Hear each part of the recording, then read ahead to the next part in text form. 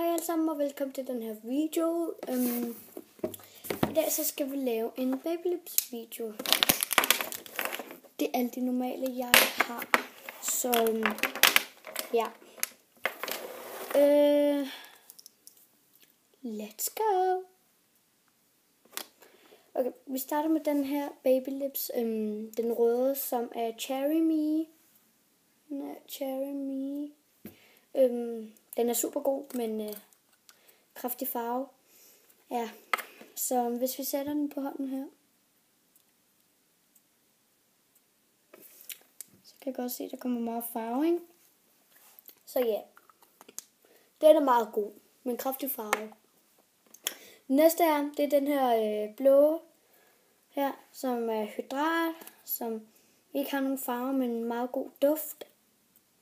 Putter jeg lige på min hånd. Jeg kan også se, at den skinner kun, den der blå her. God duft, elsker den. Jeg vil også have noget på, ikke?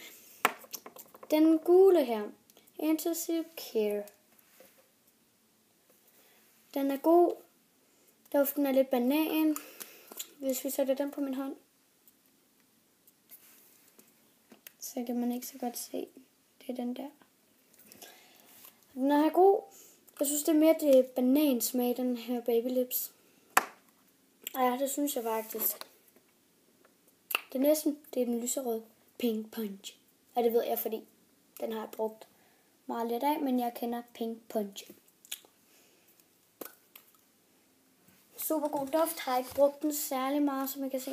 Jeg synes, det er en meget kraftig farve. Nu skal jeg bare se, når jeg putter den på hånden.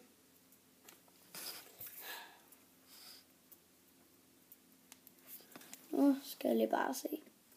I kan godt se, at det er den kraftigste farve, der overhovedet er. Men duften, ikke? Den er super god. Den næste er, det er den her grønne her. Der er Mint Fresh.